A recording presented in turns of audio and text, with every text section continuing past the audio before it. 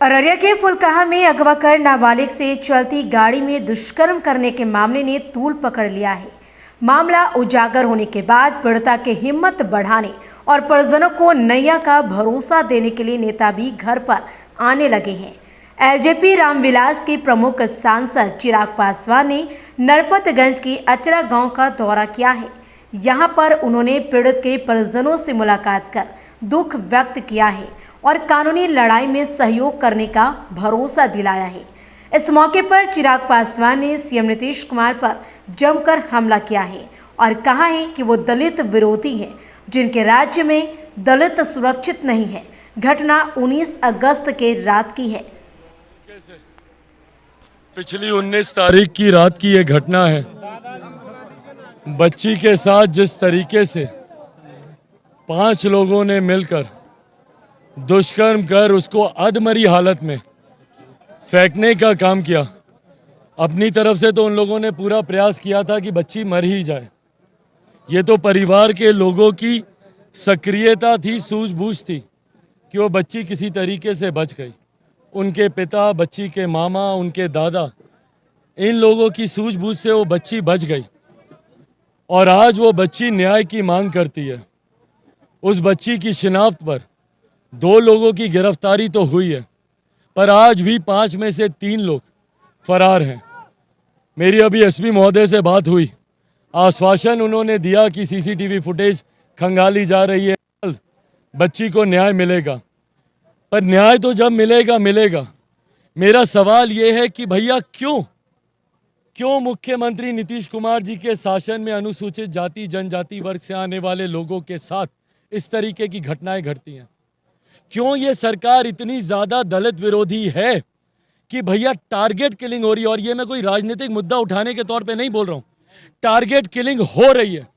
हम लोग के समाज की बच्चियों को पकड़कर उनके साथ दुष्कर्म कर सामूहिक दुष्कर्म कर कितनी बच्चियों की तो गला रेत कर हत्या कर उनके शव को पानी में फेंक दिया जाता है। जिस तरीके से एक शिक्षक की बच्ची वैशाली में ये घटना घटी, हम ही लोग के परिवार के बच्चों को, आज हम लोग जैलोर भी मैं गया था राजस्थान में, एक दलित परिवार का ही बच्चा था, मटकी से पानी पीने की वजह से उसकी पीट कर हत्या कर दी गई। यहाँ पर चौकीदार, एक के बाद एक चौकीदारों को मारा जा रहा है। हम लोग कल खगड़िया में थे, परसों वहाँ पे चौकीदार को मारा गया, दिन दहाड़े गोली से भून दिया गया। विक्रम में इसी तरीके से एक चौकीदार की हत्या कर दी गई। तो भैया जिस तरीके से अनुसूचित जाति परिवार से आने वाले लोगों को टारगेट किया जा रहा है, ये मुख्यमंत्री नीतीश कुमार जी की नीयत को दर्शाता है। दलित विरोधी वो रहे हैं, अनुसूचित जाति विरोधी वो रहे हैं, तभी उन्होंने संविधान के मापदंड से हटकर उन्होंने अनुसूचित जाति में बंटवारा करने का काम किया। भाई संविधान ने सबको एक जमात माना, अनुसूचित जाति माना। इन्होंने बिहार में उसको दलित और महादलित करने का काम किया ताकि ये इस समाज में बंटवारा करके बांटो और शासन करो की अपनी रणनीति अपना सके।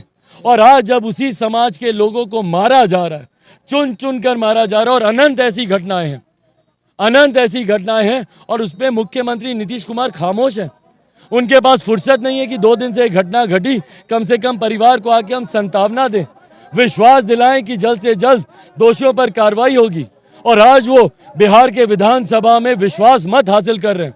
भैया जो मुख्यमंत्री जनता का विश्वास मत खो चुका हो, वो नेताओं का विश्वास मत लेकर क्या करेगा? भैया जनता ने तो आपको विश्वास मत नहीं दिया, तीसरे नंबर की आपको पार्टी बना दिया, आधे से ज्यादा प्रत्याशी आपके चुनाव हार गए।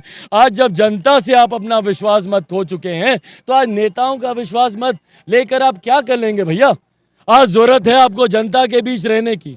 और जो लोग ये सोचते हैं भैया कि अनुसूचित जाति जनजाति पर प्रताड़नाएं होती रहेंगी, कोई उनकी सुनने वाला नहीं है, तो याद रखें, हमारे नेता आदरणीय रामविलास पासवान जी हम लोग को इतना सक्षम बना कर गए हैं कि हम लोग अपनी लड़ाई खुद लड़ सकते हैं। और अगर आप लोग हमको न्याय नहीं देंगे ना, क्योंकि अभी तक तो मिला नहीं, जितनी हत्याएं हुई हैं किसी में कोई दोषी, किसी अपराधी को सजा नहीं मिली। जितनी हत्याएं हुई हैं सब हम लोग बिहारी फर्स्ट में हम लोग उसको लिखने का काम कर रहे हैं। अगली सरकार जैसे ही हम लोग की आती है, सबसे पहला काम इन तमाम अपराधियों को, और खास तौर पर जिन्होंने रेप जैसे घृणित कार्यों को अंजाम दिया है, इन तमाम अपराधियों को फांसी से कम की सजा नहीं मिलेगी। ये वादा तो कम से कम मैं अपनी तरफ से करके जाता हूं। और इसके अलावा भी जो लोग सोचते हैं, भैया कान खोलकर सुन ले मुख्यमंत्री नीतीश कुमार, अगर आपको लगता है कि आप अपनी दलित विरोधी, अपनी पिछड़ा विरोधी, अपनी गरीब जो कि वंचित समाज से जो लोग आते हैं उनके विरोध में आप करते रहेंगे, किस तरीके से आपने एक अल्पसंख्यक समाज से आने वाले लड़के के ऊपर बर्बरता से आपने लाठी चलाने का काम किया। अनिसुर रहमान तिरंगा वो बेचारा सीने पर लगाए हुए, तिरंगे के साथ वो वहां पर अपना शांतिपूर्वक विरोध प्रदर्शन कर रहा था, किस बर्बरता से आपने उसके ऊपर लाठी चलाई? और क्यों वो अधिकारी अभी भी कुर्सी पे बैठा हुआ है? भैया मुख्यमंत्री नीतीश कुमार जितने दलित विरोधी, गरीब विरोधी हैं, उतने ही ये राष्ट्रभक्त विरोधी भी हैं। इनको तिरंगे का कोई मान नहीं है, तिरंगे का कोई सम्मान नहीं है मुख्यमंत्री जी को। भाई वो युवक को लाठी चली, साथ में हमारे तिरंगे पर भी लाठी चलाई गई। क्यों नहीं उस अपराधी के, उस अधिकारी के ऊपर आप देशद्रोह का मुकदमा आप दर्ज करते हैं? क्यों नहीं उस अधिकारी को तत्काल प्रभाव से सस्पेंड किया जाता है? आप बोलते हैं भैया हम जांच करेंगे। भाई प्रत्यक्ष को प्रमाण की जरूरत होती है क्या? साक्ष्य सामने, आप लोगों के कैमरे सामने, भैया कैसे आप लोगों के कैमरे के सामने जबरन उसको बाल से घसीटते हुए लेकर गए और अंधाधुंध ऐसे लाठी चलाई, बल्कि उनपे तो अटेम्प्ट टू मर्डर का भी केस होना चाहिए।